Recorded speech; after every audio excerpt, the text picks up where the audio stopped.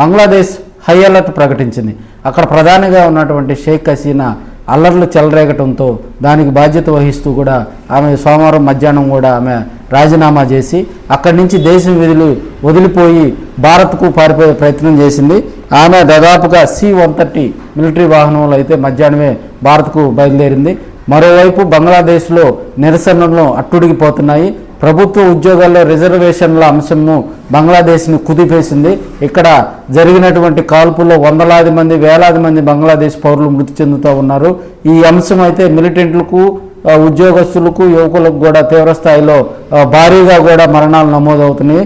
దీనికి బాధ్యత వహిస్తూ కూడా అక్కడ ప్రధాని షేక్ హసీనా కూడా రాజీనామా చేసి భారత్కు పయనమైంది. దాదాపుగా భారత్ చేరుకోవడంతో పొరుగు దేశమైనటువంటి భారత్ చేరుకోవడంతో ఇక్కడ భారత ప్రభుత్వం కూడా బంగ్లాదేశ్ సరిహద్దు మనకు 4096 కిలోమీటర్లు ఉండటంతో BSF కూడా దాన్ని బంగ్లాదేశ్ నుంచి కూడా కొంతమంది ఆందోళనకారులు కానీ ఇండియాలో ప్రవేశించే అవకాశాలు ఉన్నాయి కాబట్టి వాటిని నిలువరించేందుకు కూడా BSF కూడా రంగంలోకి దిగింది. అంటే ఆ సరిహద్దు ప్రాంతాల్లో తనిఖీలు ముమ్మరం చేయటం.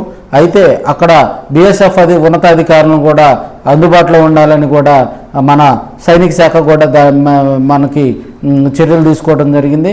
అయితే బంగ్లాదేశ్ ప్రభుత్వం దాదాపుగా రద్దయినట్టే అని చెప్తున్నారు. సైనికులు బంగ్లాదేశ్లో కూడా సైనిక పాలన దిశగా కూడా అడుగులు వేస్తున్నారు. సైనికులు మొత్తం దాదాపుగా ఇప్పటికే ప్రధాని నివాసాన్ని కూడా హ్యాండ్ ఓవర్ చేసుకోవడం జరిగింది. అదేవిధంగా బంగ్లాదేశ్లో సైనిక పాలన కొనసాగేలాగా కూడా సైనిక చర్యలు దాదాపుగా ప్రారంభమయ్యాయి. ప్రధానమంత్రి రాజీనామా చేయడంతో బంగ్లాదేశ్లో సైనిక ప్రభుత్వం ఏర్పాటుకు కూడా వడివడిగా అడుగులు పడుతున్నాయని కూడా తెలియజేసుకోవచ్చు. ఈ వార్త దావనంలో వ్యాపించడంతో మన భారతదేశంలో బంగ్లాదేశ్ హైకమిషన్లో పనిచేసే ఉద్యోగులు కూడా నల్ల బ్యాడ్జీలతో నిరసన తెలియజేయడం జరిగింది. మరోవైపు ఢిల్లీలో కూడా బంగ్లాదేశ్ ప్రధాని మన భారతదేశంలో ఆమె వచ్చే అవకాశాలు ఉండటంతో కూడా ఢిల్లీలో కూడా నిరసనలు అడుగంటుతూ ఉన్నాయి.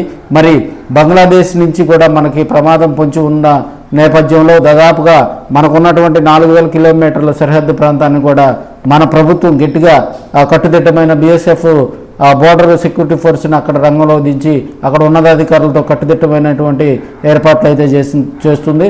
మరి కొన్ని రోజుల్లో భారీ మార్పులు జరిగే అవకాశాలు ఉన్నాయి. బంగ్లాదేశ్ ప్రభుత్వానికి కూడా భారత్ పూర్తి మద్దతు ఇస్తుందా లేదా అనేది కూడా మరి కొన్ని రోజులు వేచి చూడాలి. మరి